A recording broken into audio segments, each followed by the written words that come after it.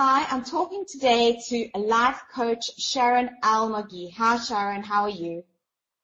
I'm very well, thank you. How are you? Very well, thanks.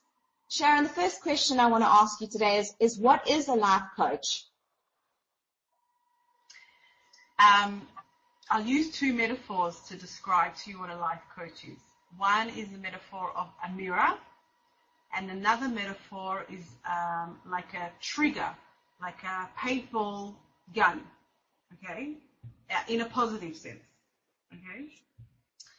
A coach very much sits with the person who's working on that particular goal and tries to mirror them to themselves through questions, through open questions, through deep thinking questions, in order to get to a situation where the person will begin to have their own insights about themselves, about their lives, about their values, about their strengths, about what their vision is, about what it is that they want to accomplish, what it is that they want to work on. So I'm really there to trigger off thoughts through exercises, through tools, through the questions that I ask. I'm very much a vessel, I would say. That is, for me, a life coach, a coach in general, okay? Because it's not about me, it's about them. And what led you personally into becoming a life coach? I come from the area of education, informal education. It's important for me to stress that because a lot of, there are tools that we use in informal education, or that I've used in informal education, the questioning, the discussions, the whole area of the personal, getting to know the person on a personal level, that I have done all my life, all my professional life. And I got to a situation, it was a constellation of things. I was working in a particular foundation and I wasn't very happy, and I was thinking, okay, what is it that I want? And I worked there with a coach who helped me formulate a particular program to oversee grantees.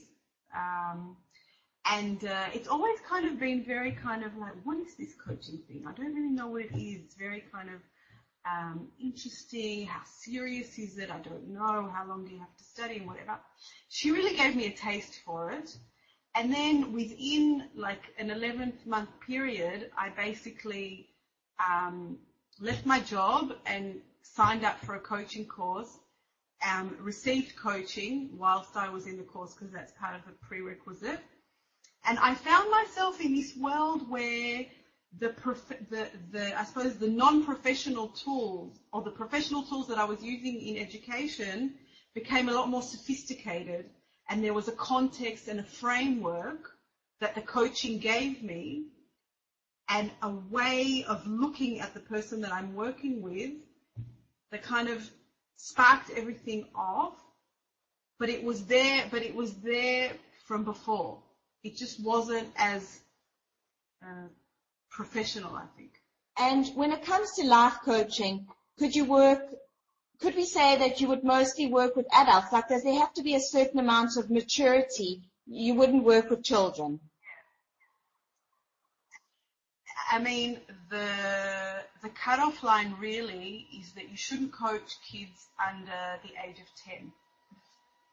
Because it's the concepts are too complex for under the age of 10. I mean, when you're working with someone on values, for example, a 6-year-old doesn't really understand values.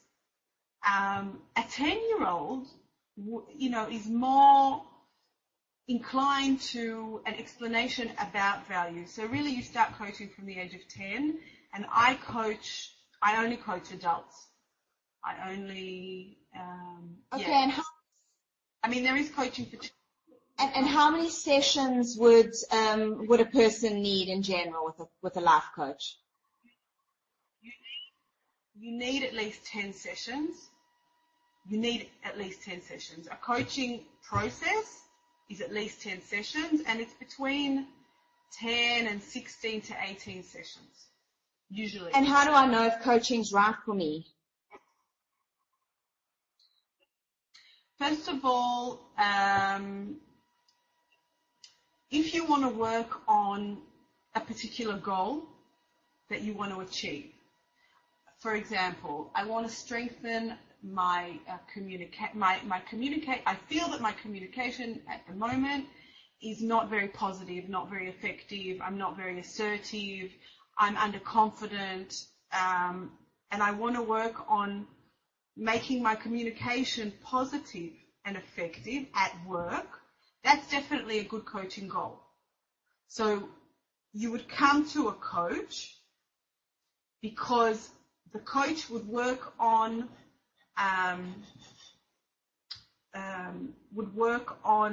the beginning of a coaching process. Very much involves on finding your strengths and your values and your vision. It's very much about the being, who you are inside. And then we start talking about, okay, you know that you have a value of belonging. You know that you have a value of, of compassion. Okay. How do these things play out at work? It's very practical as well. So you would come to coaching if you wanted to work on a focused goal that you wanted in a short time to accomplish, to achieve.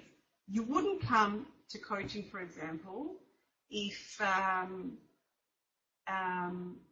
you understand that the process is much longer, or if the goal is not clear. Maybe then you would go to a therapist. Okay, thank you. Are there some people that coaching is not suited to?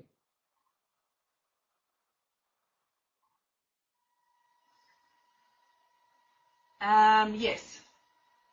There are some people that coaching usually works with people who are normative, meaning that don't have, are not suffering from any psychological or like schizophrenia, for example. Someone who has schizophrenia or has some kind of mental health issue is not advised that they would come to coaching. Maybe they would work with a therapist and a coach, but really not advised that they would come to coaching. For example, trauma. You wouldn't go to a coach because that's deeper. Things that are really sitting on like deeper level traumas or stories from the past that it takes a longer time to break it down. It also takes expertise that I don't have. Thank you, Sharon. Thank you so much for talking to me today.